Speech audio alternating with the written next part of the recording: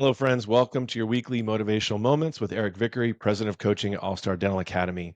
This is part two of Ideal Day Scheduling, scheduling to success, scheduling advantage, blueprint scheduling. It's been called a lot of things. This week is your second part of two parts, and we're going to talk about rules to follow. Last week, we talked about how to establish your goal and make sure everybody knows it. So you're going to measure it daily. We'll get more to that at Morning Huddle. Today, this week, we're going to focus on the rules to follow. So, how do you make sure that you're doing what you ought to be doing to establish the goal? Well, first of all, you're going to need case acceptance to hit that goal. So, we're making a huge assumption.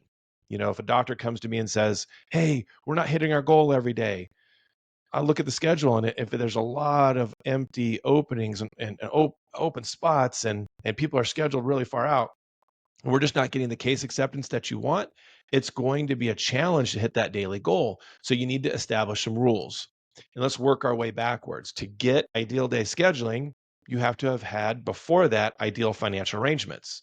In order to have ideal financial arrangements before that, you'd have to have ideal case acceptance. But in order to have ideal case acceptance before that, you have to have ideal treatment planning, that whole process. So all of that trickles down into the schedule. The schedule is a reflection of your systems in treatment planning, over here psychology, the things we've been working on with case acceptance, and then it's also case presentation formula. Then it's financial arrangements, which we're going to do. Just wait for that video. That is one of our systems. Now we're to scheduling. So we're really starting at the end of what we're trying to accomplish here. So in your scheduling, all of those things are happening. We've made that assumption that you guys are doing well with that. And now you have rules to follow. The first one to understand is that there's a healthy ratio in your schedule. If you've got 5 hours of your time blocked for high productive rock primary appointments, that means you only have 3 hours available for the rest of the stuff. Or you could look at it this way: 80% of your day is designated to high productive things. Okay, 5 of your 8 hours. So give or take. Now, the 3 hours, there's going to be a lot more appointments that will fit in that 3 hours. New patients, emergencies, deliveries, single tooth, single surface composites, things like this. Okay. You're going to have a lot more of that available to you, which means your 3 hour appointment block time at the end of the day, that's going to be way far out. That's going to be booked out. So healthy ratio means, sand, water, secondary time is going to be booked out further. And then on the primary, the rock time, the 5 hours that you established, you don't have as much of that typically. That's not going to be booked out as far. That means your healthy ratio might be, for every 2 weeks it takes to get in for a rock time, it might take 4, 6, 8 weeks to get in for a non-productive time or low productive time slot. So don't worry about that. People are going to have to wait for those afternoon, longer, shorter appointments that don't have as much production. It's not going to take as long to get in for high production. That's how it ought to be. Now, we'll talk about when to break the rules in a moment. Understand this: if you have no high productive stuff going on because you don't have those other things, case acceptance, you're going to get really nervous. You're going to be like, we have openings tomorrow. That is not an ideal day scheduling problem. That's a case acceptance problem. Keeping up with the rules, top down, bottom up scheduling.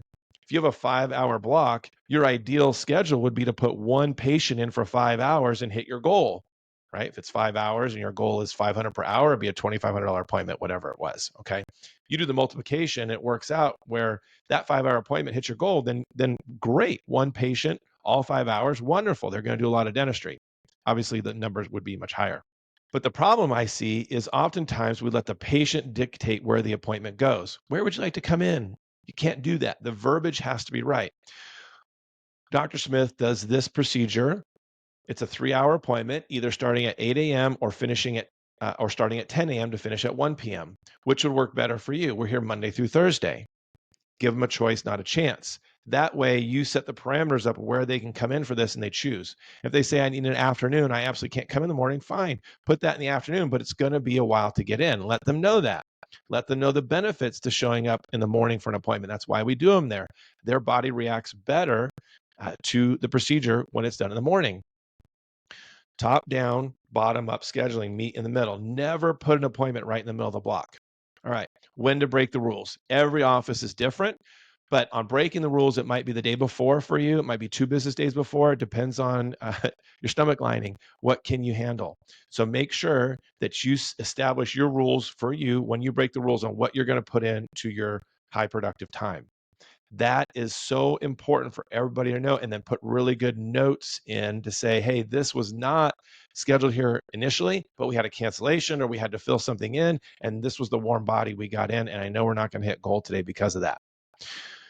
I would also make sure that you establish new patient blocks, that you establish emergency blocks, that you put those in, because that can really frustrate a scheduler and mess things up.